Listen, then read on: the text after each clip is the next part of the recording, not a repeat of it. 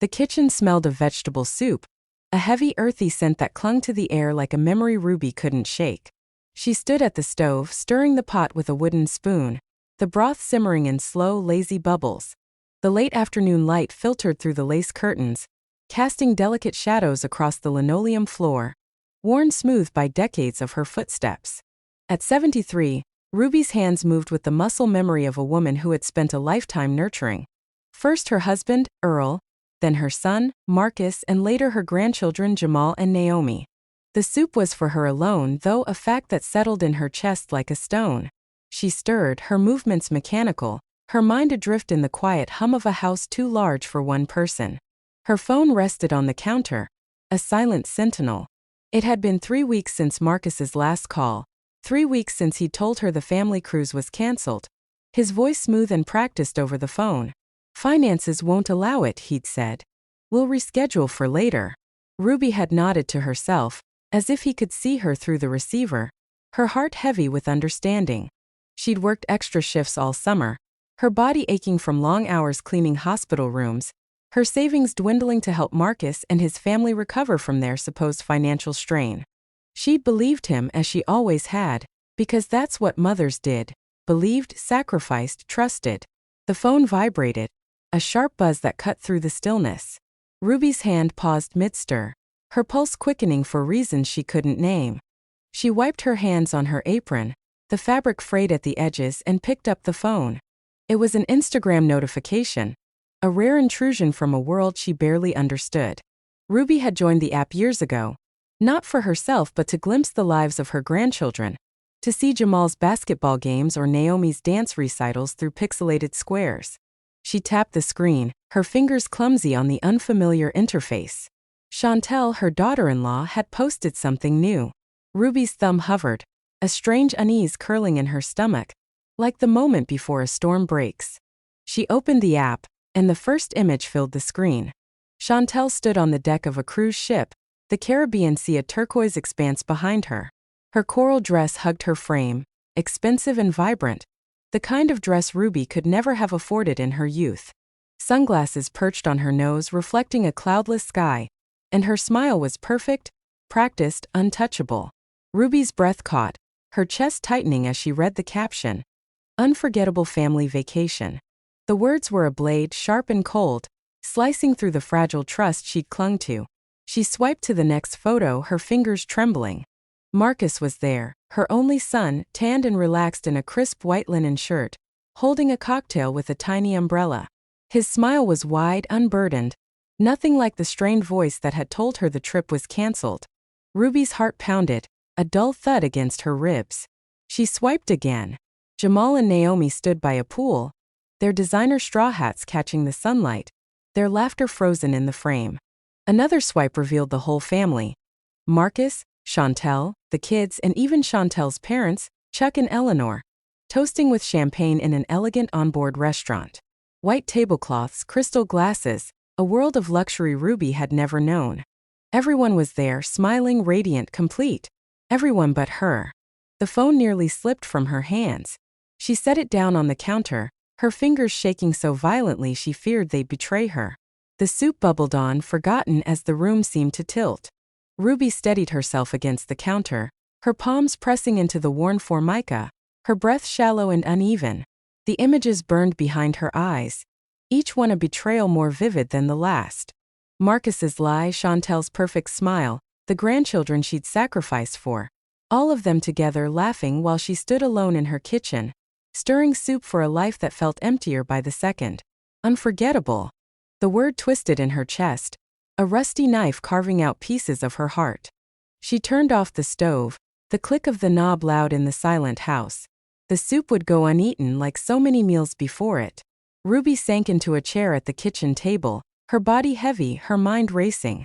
She stared at the phone, its screen now dark, but the images lingered, vivid and cruel. She saw Marcus's face, the boy she'd raised, the man she'd poured her life into.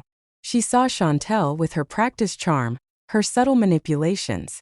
She saw Jamal and Naomi, her grandchildren, growing up in a world she'd funded but was never invited to join. And she saw herself, a 73-year-old black woman who had worked 53 years, scrubbing floors, changing bedpans, saving every penny, only to be reduced to an afterthought. The silence of the house pressed in, heavy and suffocating. Ruby's hands rested in her lap, her fingers tracing the calluses earned from decades of labor. She thought of the $62,300 she'd given Marcus over the past 8 years. Money for Naomi's Sweet 16, for Chantel's car, for Jamal's university, for a roof that never leaked.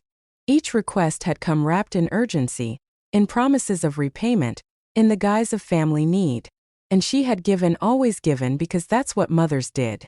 She had believed in the sanctity of family, in the unspoken contract that her sacrifices would be met with love, with gratitude, with inclusion.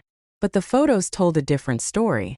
They told of a family that thrived without her, that celebrated without her, that lied to her face while spending her money. Ruby's chest ached, not with tears but with something deeper, a fracture in the foundation of who she was. She didn't cry.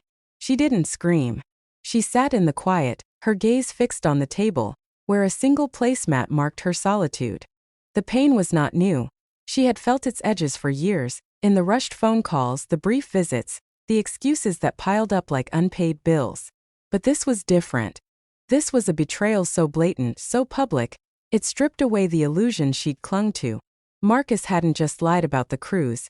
He'd erased her from their lives, relegated her to the role of a bank, not a mother, not a grandmother, not a person.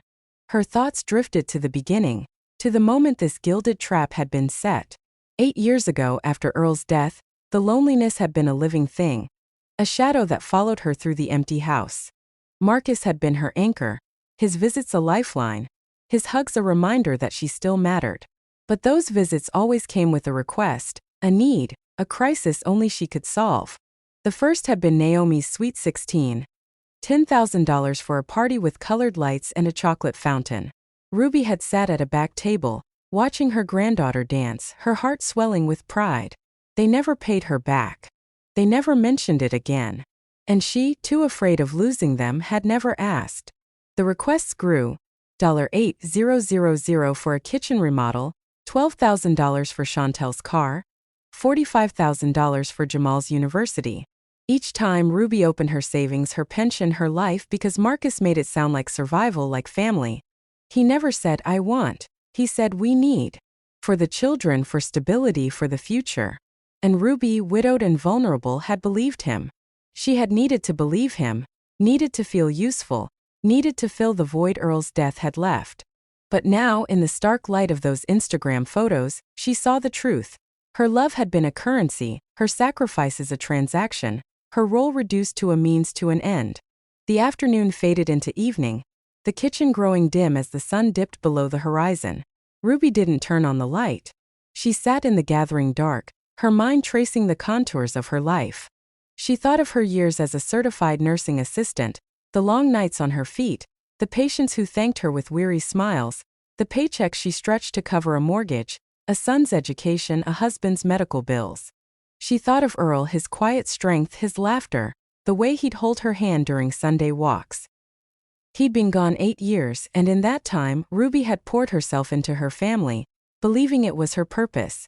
But purpose, she realized now, was not the same as being needed. Being needed was a trap when it came without reciprocity, without respect. Her phone buzzed again, another notification, but she didn't look.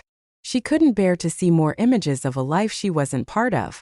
Instead, she rose from the chair, her joints stiff, and walked to the living room. The couch, faded and sagging, held memories of better days. Earl reading the newspaper, Marcus doing homework, family dinners filled with laughter. She sat, her hands folded, and let the memories wash over her. But they were tainted now, colored by the betrayal she couldn't unsee. She thought of the joint bank account she shared with Marcus, a relic from when he was younger, a safety net she'd kept open for emergencies.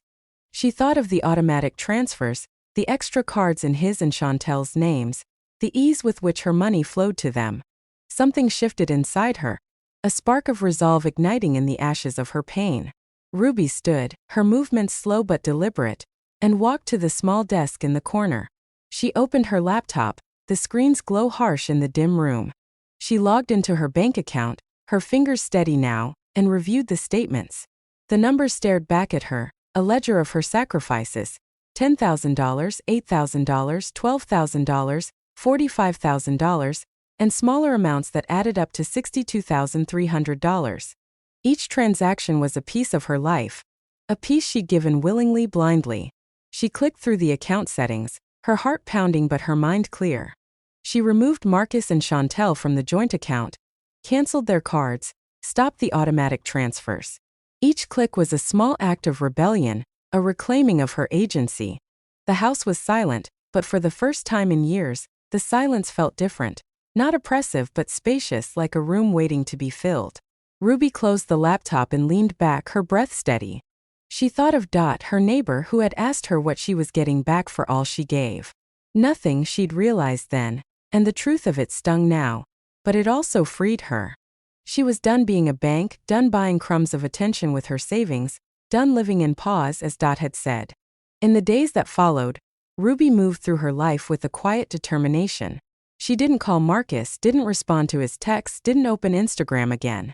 The silence she maintained was not passive but powerful, a shield against the manipulation she'd endured. She began to notice small things: the way the morning light caught the dew on her roses, the sound of birds outside her window, the texture of her favorite sweater against her skin. These were pieces of a life she'd forgotten, a life that belonged to her, not to the family who had used her. One evening, as she sat with a cup of tea, her thoughts turned to the future. She'd always dreamed of seeing Ghana, the land of her ancestors, a place Earl had promised they'd visit one day. The dream had faded after his death, buried under the weight of her family's needs. But now, with the joint account closed and her savings hers alone, the dream stirred again. She imagined walking through markets vibrant with color, standing on the shores of Cape Coast, feeling a connection to something larger than herself. The idea felt reckless, impossible for a woman her age traveling alone. Yet it also felt necessary, like the first step toward a life she could claim as her own. Ruby rose from the table, her tea cold, and walked to the bookshelf. She pulled out an old atlas, its pages yellowed, and opened it to Africa. Her finger traced the outline of Ghana, a place she'd only known through stories and history books. She didn't know how she'd get there, how she'd navigate the logistics, or what she'd find. But she knew she had to go. The decision settled in her bones, solid and unyielding. She would take the trip, not for Marcus, not for Chantel, not for anyone but herself. For the first time in 8 years, Ruby felt the stirrings of freedom, fragile but real, like a seed breaking through the earth. The next morning she called a travel agency, her voice steady as she inquired about flights. She didn't tell anyone, because this was hers. A secret, a promise, a beginning. The betrayal still stung, the photos still haunted her, but they no longer defined her. Ruby was no longer the invisible grandmother, the generous mother, the ATM. She was Ruby, a woman with a past, a present, and for the first time in years a future she could shape. As the days blurred into one another, Ruby found herself wandering through the house like a ghost in her own life. The rooms, once filled with the echoes of family gatherings, now amplified her solitude. She paused in the hallway, her eyes lingering on framed photographs that lined the walls: Marcus as a boy, his gap-toothed grin beaming from a school portrait; Naomi's first ballet recital, her tiny tutu a puff of pink; Jamal holding a basketball, his expression fierce and determined. These images, once sources of joy, now felt like artifacts from a distant era. Reminders of what she had lost, not just in money, but in connection. She touched the glass of one frame, her finger leaving a smudge, and wondered how love could twist into something so hollow. The mornings were the hardest. Ruby woke before dawn, her body accustomed to the early shifts at the hospital, but now there was no purpose pulling her from bed. She lay there, staring at the ceiling cracks that mapped out like veins, her mind replaying the Instagram photos in relentless detail. Chantel's coral dress, the way it caught the light; Marcus's relaxed posture, as if the weight of the world, or her money, had never touched him; the grandchildren's hats, symbols of extravagance she had unwittingly funded. The betrayal wasn't just in the lie about the cruise, it was in the exclusion, the deliberate choice to leave her behind while they sailed into luxury on her sacrifices. She rose eventually, her joints protesting, and made coffee, the bitter aroma grounding her in the present. Ruby avoided her phone at first, leaving it face down on the nightstand, but curiosity, or masochism, drew her back. She didn't open Instagram again, but she checked her messages, finding a string of texts from Marcus. They started casual, then grew insistent, but she didn't respond. The silence she imposed was a new power, one she wielded carefully, like a fragile tool she might break if mishandled. In the quiet, she began to dissect her past, peeling back layers of self-deception. She remembered the first sign she had ignored years ago, when Marcus asked for money for Naomi's braces. Urgent, he said, the dentist insists. Ruby had transferred the funds without seeing a bill, without questioning. Now she wondered if there had even been a dentist, or if it was another layer in the web of needs that kept her tethered. She spent an afternoon in the attic, dust motes dancing in the slanted light from a small window. Boxes of old papers surrounded her, relics of her life with Earl. She pulled out bank statements from before his death, yellowed and crisp, showing a modest but steady savings. Earl had been frugal, teaching her the value of every dollar earned through hard work. "We build for tomorrow, Ruby," he'd say, his voice deep and reassuring. After he passed, that tomorrow had become Marcus's, the money flowing out like water from a cracked dam. She sat on the floor, legs crossed despite the ache in her knees, and calculated again. The $62,300, a number that loomed larger in her mind. It wasn't just money. It was years of overtime, skipped vacations, mended clothes instead of new ones. It was her security, her independence, given away in the name of love. The calculation fueled a quiet anger, not the explosive kind, but a slow burn that warmed her from within. Ruby descended from the attic, her steps firmer, and went to the kitchen. She cooked for the first time in days, not soup but a proper meal. Collard greens simmered with smoked turkey, cornbread baked golden, rice fluffy and steaming.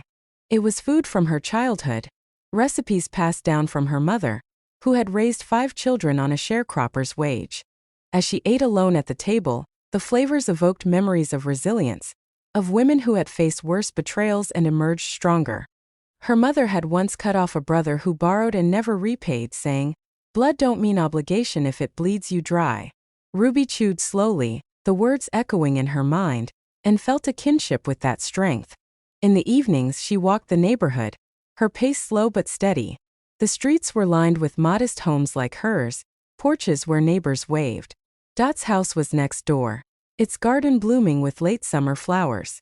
Ruby hadn't told Dot about the cruise yet, but the older woman's words from their coffee chat lingered. "What are you getting back?" "Nothing," Ruby thought as she passed Dot's window, seeing her friend reading under a lamp.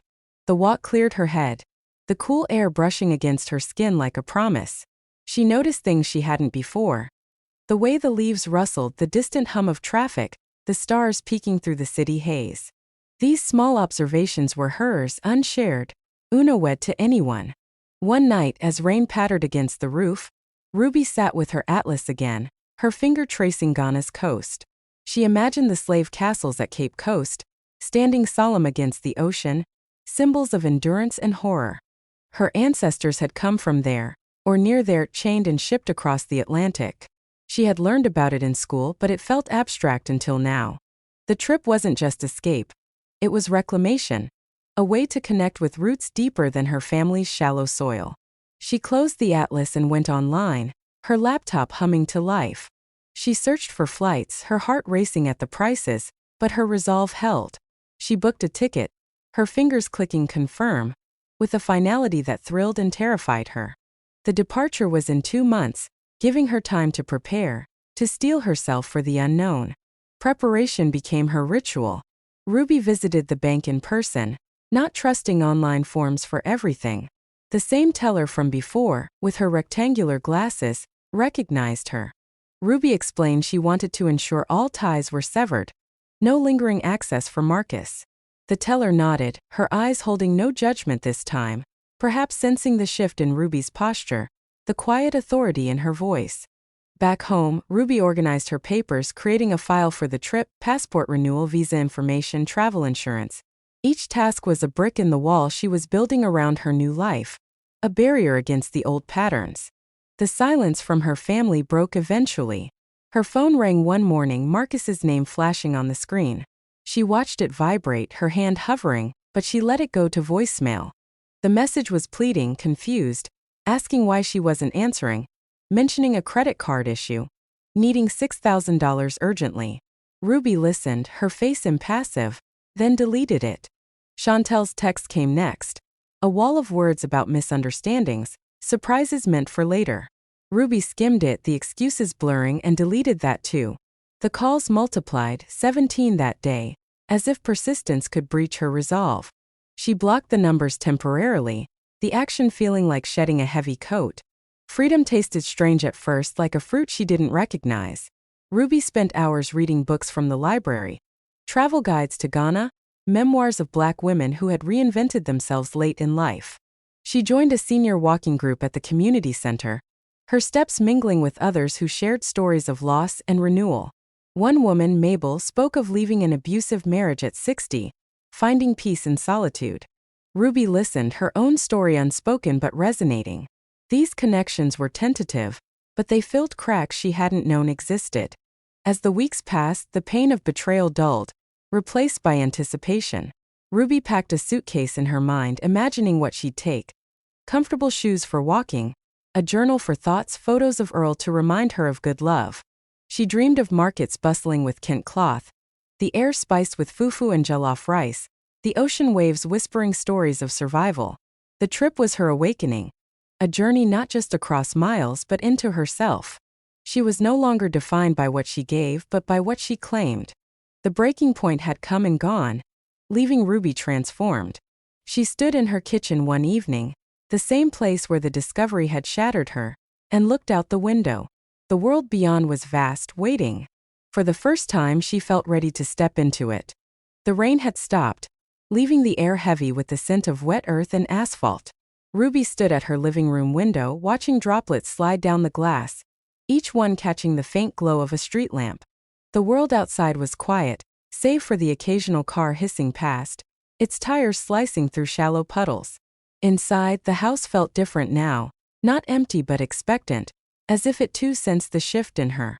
Ruby's hands rested on the windowsill, her fingers tracing the chipped paint, a tactile reminder of years spent maintaining this space. The house was paid for, a monument to her and Earl's labor, but it had become a cage, its walls holding memories of sacrifice that no longer served her. She turned from the window, her gaze settling on the coffee table where a single mug sat, its handle chipped from years of use. The mug was a relic from better times, a gift from Marcus when he was 12, painted with clumsy sunflowers and the words "Best Mom." She had cherished it, using it daily, a talisman of her son's love. Now it mocked her, a symbol of the blind devotion that had led to her betrayal. Ruby picked it up, her thumb brushing the faded letters, and considered smashing it. The impulse was brief, a flare of anger, but she set it down instead. Destruction wasn't her way. She would reclaim her life, not by breaking things but by building anew. The days stretched into a rhythm of quiet rebellion. Ruby woke each morning with a purpose she hadn't felt in years. She brewed coffee, not for comfort but for clarity, the bitter steam sharpening her thoughts. She cleaned the house, not out of habit but to reclaim it as her own, sweeping away the dust of obligation. The broom's bristles scraped against the floor, a steady cadence that matched her growing resolve. She rearranged furniture, moving the couch to face the window instead of the television, a small act that felt like reorienting her life toward possibility. The sunlight poured in, illuminating corners she'd ignored for too long, and she saw her home not as a shrine to the past, but as a foundation for what was to come. Her mind, once a tangle of hurt, began to untangle through reflection. She sat at the kitchen table with a notebook, its pages blank except for a single word she'd written in bold ink. Enough. The word anchored her, a declaration that she was done being the family's ATM, done swallowing her pain to preserve a facade of unity. She wrote more. Not a diary but a reckoning, listing every loan she'd given Marcus over the past 8 years. The act was painful, each number a wound reopen, but it was also liberating, like lancing an infection. $10,000 for Naomi's Sweet 16.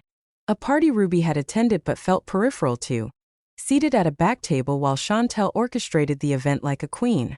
$12,000 for Chantel's car. A sleek sedan Ruby had seen parked in their driveway, never borrowed, as Marcus claimed. $45,000 for Jamal's university, a choice Ruby had supported because she believed in education, only to learn later that he'd taken a gap year to find himself, while her money vanished. The numbers grew, a ledger of her trust betrayed. $7,000 for a roof repair she never saw evidence of, $3,000 for Naomi's class trip to Europe, $2,000 for a club membership Ruby wasn't invited to enjoy. Smaller amounts peppered the list. $100 for a dress, $500 for a tutor, $1,000 for a medical emergency, with no receipts. She totaled them again, the $62,300 glaring from the page, a sum that represented not just money but years of her life. 53 years as a certified nursing assistant and hospital housekeeper, her back bending under the weight of mops and bedpans, her hands chapped from bleach, her nights spent worrying over bills. She had saved for a future with Earl, for a retirement of small joys, maybe a trip to the coast, a garden to tend. Instead, she had poured it into a family that excluded her from their joy. Ruby closed the notebook, her heart heavy but her resolve firm. She rose and walked to the bedroom, where a small cedar chest sat at the foot of her bed. It held Earl's things, his watch, his favorite tie, letters he'd written her during their courtship. She opened it, the scent of cedar mingling with memory, and pulled out a photograph of them at a church picnic, Earl's arm around her, both of them laughing. She was 50 then, her hair still dark, her smile unburdened. Earl had been her partner in every sense, sharing the load of life, never asking for more than she could give. Marcus had inherited his father's charm but none of his integrity, Ruby realized now. She set the photo on her nightstand, a reminder of love that didn't demand her destruction. The cedar chest held something else, a small booklet of savings bonds, a gift from her mother decades ago. Ruby had forgotten them, tucked away in the chaos of survival. She flipped through the pages, calculating their matured value. It wasn't much, but it was enough to fund her trip to Ghana, a journey she now saw as more than a vacation. It was a pilgrimage to her roots, a way to honor the ancestors whose strength coursed through her. She imagined standing at Elmina Castle, the ocean stretching before her, the weight of history grounding her in a way her family never could. The thought stirred something deep, a connection to a lineage that had endured enslavement, migration, and loss, yet still thrived. Ruby too would thrive. She began researching Ghana in earnest, her laptop a portal to a world she'd only dreamed of. She read about Accra's vibrant markets, the Kent weavers in Kumasi, the fishing villages along the coast. She learned about the door of no return, where enslaved Africans had been forced onto ships, and felt a pull to stand there to bear witness. The research was overwhelming. Visas, vaccinations, currency exchange, but Ruby tackled it with a determination that surprised her. She printed forms, bookmarked websites, made lists of what to pack. Each task was a step away from the woman who had said yes to every request, who had lived for others at the expense of herself. Her walks through the neighborhood grew longer, her pace steadier. She noticed the rhythm of the community, the children playing tag, the old men debating on porches, the women tending gardens. She passed Dot's house daily, sometimes waving but not stopping. Dot's question still echoed. "What are you getting back?" Ruby was beginning to answer it, not with words but with actions. She was getting herself back piece by piece. One evening, as the sky burned orange, she walked past a community center where a sign advertised a senior book club. She hesitated, then kept walking, not ready to join but noting its existence, a seed planted for later. The phone calls from Marcus stopped after a week, replaced by a heavy silence. Ruby didn't unblock his number, didn't check Chantel's messages. The absence of their voices was a relief, like a weight lifted from her chest. She thought of the $6,000 Marcus had asked for, the urgency in his voice, and wondered what lie it masked this time. A credit card issue, he'd said, but Ruby saw it now as another manipulation, another attempt to pull her back into the role of provider. She had typed "ask your wife's family" in response, those 4 words a line drawn in the sand. They had cost her decades of submission, but they had given her freedom, a currency more valuable than any she'd lost. Ruby's preparations for Ghana became her anchor. She visited a travel clinic, enduring the sting of vaccines with a quiet pride. She renewed her passport, smiling for the photo, her eyes bright with purpose. She bought a sturdy suitcase, navy blue and practical, and began filling it with essentials: cotton dresses for the heat, a wide-brimmed hat, a journal to capture her thoughts. She imagined writing in it under a Ghanaian sky, her words unfiltered, unwatched. The suitcase sat in the corner of her bedroom, a promise of departure, of a life no longer paused. As the departure date neared, Ruby felt a mix of anticipation and fear. She was 73, traveling alone to a country she'd never seen, a prospect that would have seemed absurd a year ago. But the betrayal had reshaped her, forcing her to see the cost of living for others. She thought of her mother, who had raised her with stories of resilience, of women who walked through fire and emerged whole. Ruby was walking through her own fire now, the flames of betrayal and loss, but she was emerging stronger, her steps sure. One morning she stood in her garden, the roses Earl had planted blooming despite neglect. She clipped a single bud, its petals soft and vibrant, and placed it in a vase on her kitchen table. It was a small act, but it felt like a declaration. I am still here, still growing.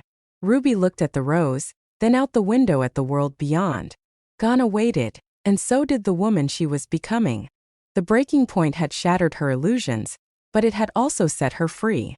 The house was a map of Ruby's life, each room a chapter she could trace with her fingertips. The living room, with its sagging couch and faded curtains, held the echo of Sunday dinners when Marcus was a boy, his laughter mingling with Earl's deep chuckle as they debated baseball stats over plates of fried chicken. The kitchen, where she now stood, was a testament to her resilience, its counters scarred from years of chopping vegetables, kneading dough, stretching meager ingredients into meals that fed both body and soul. Ruby ran her hand along the edge of the sink, the porcelain cool under her palm, and felt the weight of those years. She had built this home, not just with money but with intention, with love that she had believed would be returned. Now, in the wake of the crew's betrayal, she saw the house differently, not as a cage but as a foundation, a place to anchor her new beginning. The morning light filtered through the kitchen window, painting the floor in soft gold. Ruby stood there, a mug of tea warming her hands, its steam curling like a question mark. She sipped slowly, the chamomile soothing her throat but not the ache in her chest. The Instagram photos lingered in her mind, a gallery of exclusion that played on a loop. Marcus's white linen shirt, crisp against the Caribbean sun. Chantel's coral dress, a beacon of wealth Ruby had unknowingly funded. Jamal and Naomi's designer hats, their smiles bright and unaware of her absence. The caption, "Unforgettable Family Vacation," was a wound that refused to close, each syllable a reminder of her invisibility. She set the mug down, her fingers steady now, and turned her gaze to the notebook on the table, its pages filled with the ledger of her sacrifices. She opened it, the spine creaking, and traced the numbers she'd written days ago: $62,300. The figure was a monument to her blindness, each dollar a moment she had chosen family over herself. She lingered on the first entry, $10,000 for Naomi's Sweet 16, and let the memory unfold. The venue had been a private club, its chandeliers casting prisms on the walls, the air thick with the scent of roses and chocolate. Ruby had worn her best dress, a navy blue sheath she bought on sale, and sat at a table near the back, watching Naomi twirl under colored lights. Chantel had orchestrated the event, her smile radiant as she greeted guests, while Marcus hovered nearby, ever the dutiful husband. Ruby had felt pride then, believing her money had given her granddaughter a memory to cherish. Now she saw the truth. She had been a guest in their world, tolerated but not included, her role limited to the check she'd written. The memory shifted to another, $12,000 for Chantel's car. Ruby recalled the day Marcus had called, his voice tight with worry, claiming the old car was unsafe, a danger to the kids. She had driven to their house the next day, the transfer already made, and seen the new SUV in the driveway, its chrome rims gleaming. Marcus had said it was borrowed, a temporary fix, but months later, Ruby saw Chantel driving it, her sunglasses reflecting the sun. The lie had been so casual, so practiced, it made Ruby's stomach twist now. She flipped the page, her eyes scanning the list: $7,000 for a roof, $3,000 for a class trip, $45,000 for Jamal's university. Each entry was a thread in the tapestry of her exploitation, woven with her own consent because she had wanted to believe in family, in love, in duty. Ruby closed the notebook, her breath slow and deliberate. The anger that had sparked after the Instagram discovery had settled into something else. A quiet resolve, like a river carving stone. She walked to the bedroom, her steps measured, and opened the cedar chest again. The scent of cedar was sharp, grounding, as she lifted out a small quilt her mother had made. Its patches stitched from old dresses and work shirts. Each square told a story: her mother's Sunday dress, her father's overalls, a scrap from Ruby's childhood apron. She spread it across the bed, her fingers tracing the stitches, and felt a connection to the women before her. Her mother had been a sharecropper's daughter, raising 5 children in a world that offered little mercy. She had taught Ruby to stand tall, to save what little she had, to never let anyone take her dignity.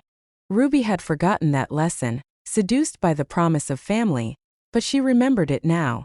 The quilt became a touchstone, a reminder of resilience. Ruby folded it carefully and placed it in her suitcase, the navy blue one she'd bought for Ghana. The suitcase was half-packed now, a collection of practical choices: cotton dresses, a sturdy pair of walking shoes, a wide-brimmed hat to shield her from the sun. She imagined wearing it in Accra, the market bustling around her, vendors calling out in Twi, the air thick with the scent of roasted plantains and spices. She had read about Makola Market, its stalls overflowing with Kent cloth and shea butter, and felt a pull to be there, to walk among people who shared her ancestry, even if centuries separated them. The trip was no longer a dream but a necessity, a way to reclaim the parts of herself she had given away. Her evenings were spent poring over travel guides, their pages dog-eared and marked with notes. She learned about Ghana's history, from the Ashanti Empire to the transatlantic slave trade, and felt a mix of pride and sorrow. The door of no return at Cape Coast Castle haunted her imagination, a portal through which her ancestors had passed, their lives stolen but their spirits enduring. She pictured standing there, the ocean's roar in her ears, and offering a silent prayer for them, for herself. The research was daunting. Visas required a letter of invitation, yellow fever vaccination was mandatory, and the currency cedis fluctuated, but Ruby tackled each hurdle with a focus that felt new. She called the travel agency again, confirming her flight, and felt a thrill at the sound of her own voice, steady and sure. The neighborhood walks continued, each one a step toward freedom. Ruby noticed the small details now: the way the oak trees arched over the street, their leaves whispering in the breeze, the laughter of children playing hopscotch on cracked sidewalks, the scent of barbecue drifting from a backyard. She passed Dot's house, its porch light a beacon in the dusk, and thought of her friend's wisdom. Dot had seen through Ruby's pain before Ruby herself had, and though Ruby wasn't ready to share her plans, she felt a gratitude that warmed her. The community center's book club sign caught her eye again, and this time she slowed her pace, considering it. She wasn't ready to join, but the possibility lingered, a door she might one day open. Her phone remained silent now, the calls from Marcus and Chantel a fading echo.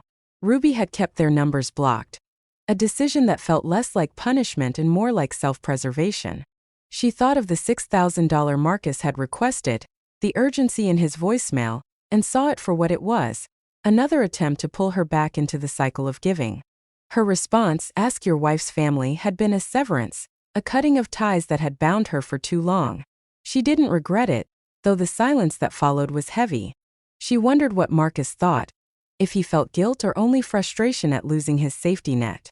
She wondered about Naomi and Jamal, if they knew how their parents had used her, if they missed her at all. The questions stung, but they no longer consumed her. Ruby's preparations grew more tangible. She visited the bank again, withdrawing enough cash to cover initial travel expenses, her hand steady as she counted the bills. The teller, the same young woman with rectangular glasses, smiled with a warmth that felt genuine. Ruby opened a new account, one Marcus couldn't touch, and felt a surge of pride.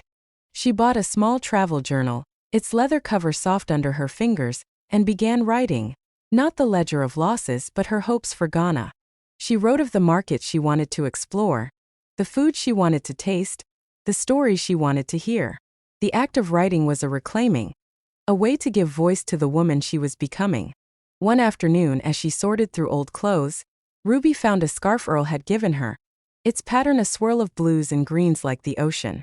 She draped it over her shoulders, the fabric light and comforting, and decided to take it to Ghana. It would be her link to him, a reminder of love that had been mutual, not transactional. She thought of Earl often now, not with grief but with gratitude for the years they'd shared. He would have supported her trip, she knew, would have cheered her courage. The thought bolstered her, a silent companionship that filled the house's quiet corners. As the departure date loomed, Ruby stood in her garden, the roses still blooming despite the late season. She knelt, her knees sinking into the soft earth, and pruned a bush with care. The act was meditative, each snip a release of the past. She thought of her mother's words again. Blood don't mean obligation, and felt their truth settle in her bones. She was no longer the grandmother who paid for memories she wasn't part of, the mother who existed only to solve crises. She was Ruby, a woman with a history, a heritage, and a future she could shape. The suitcase in her bedroom waited, a symbol of possibility, and she was ready to fill it, not just with clothes but with herself. The air in Ruby's home had changed, carrying a lightness that hadn't been there before.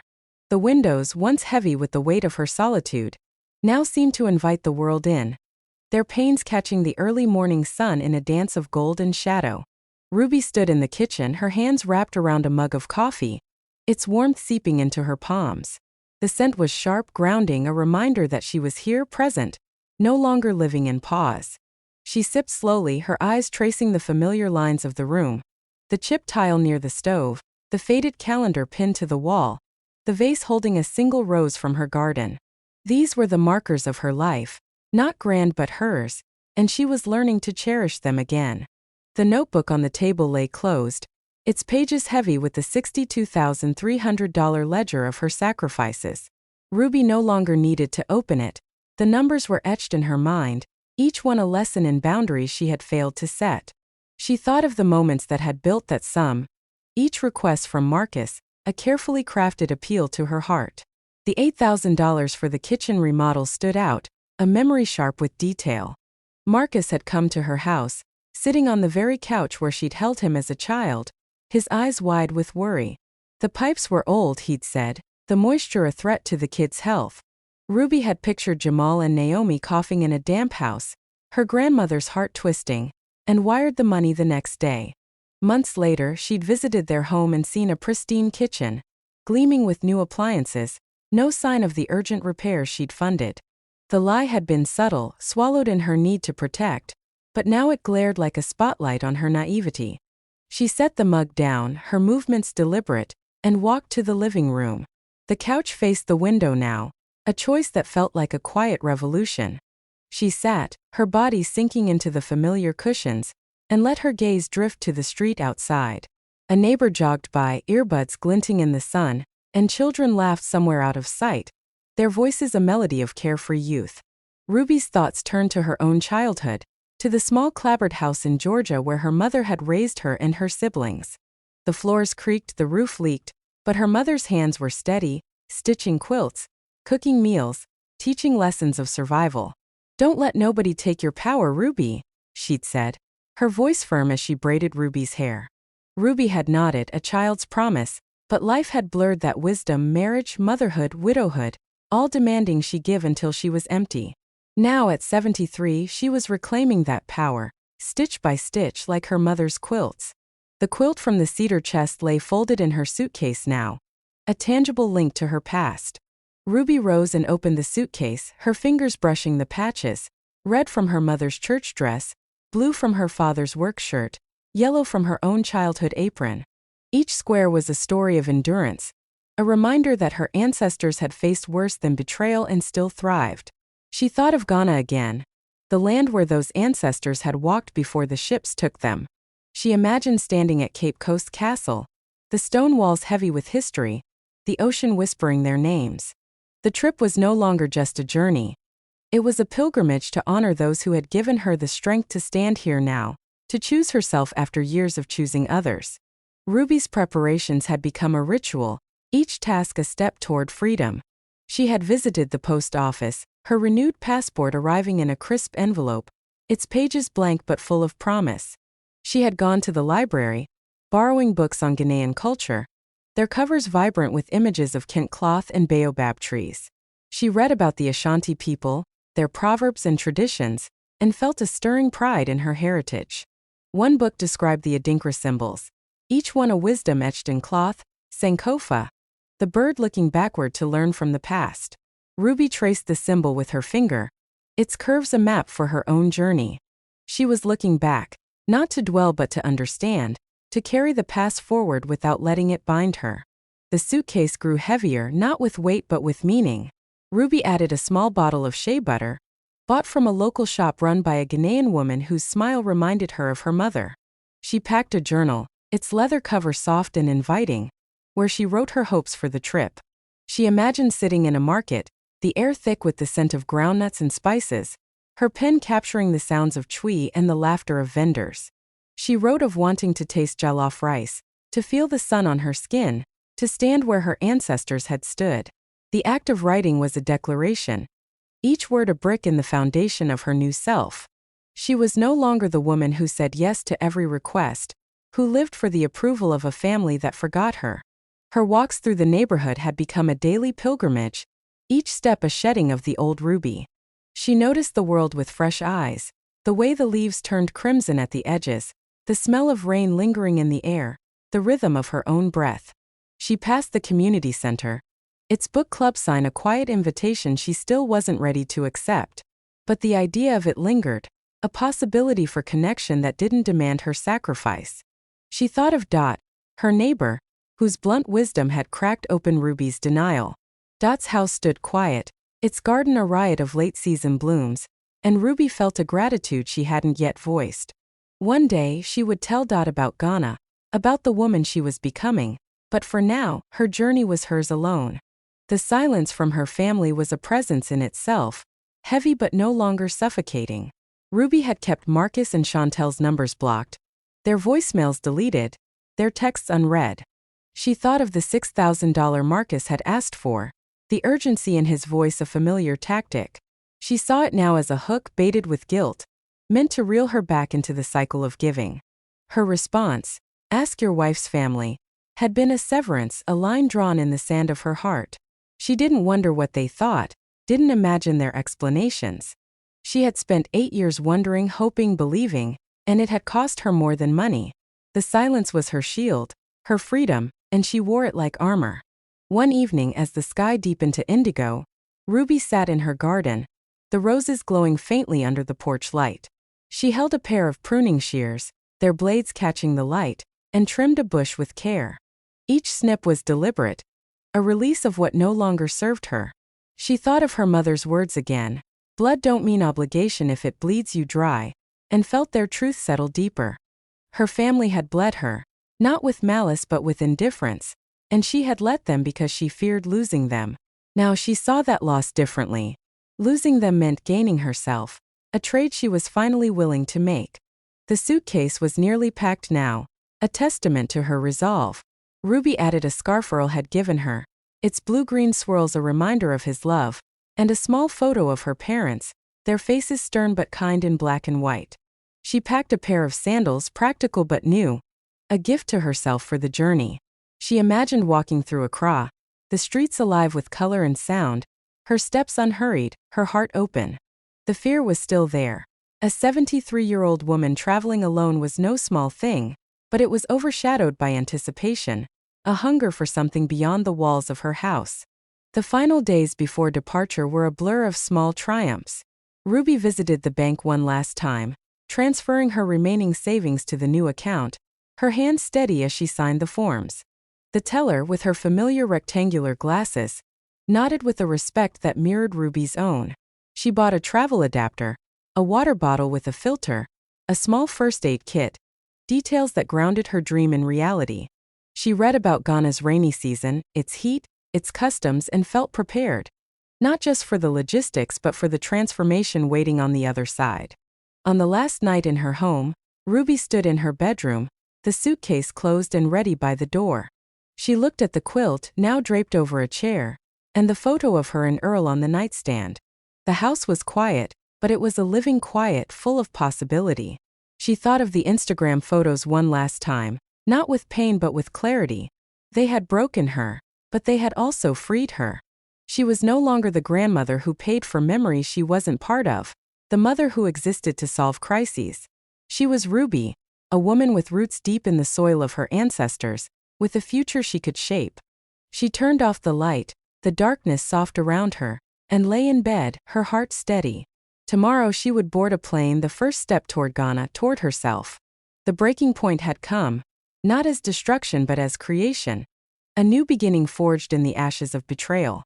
Ruby closed her eyes, the rhythm of her breath a promise, and felt ready for what lay ahead.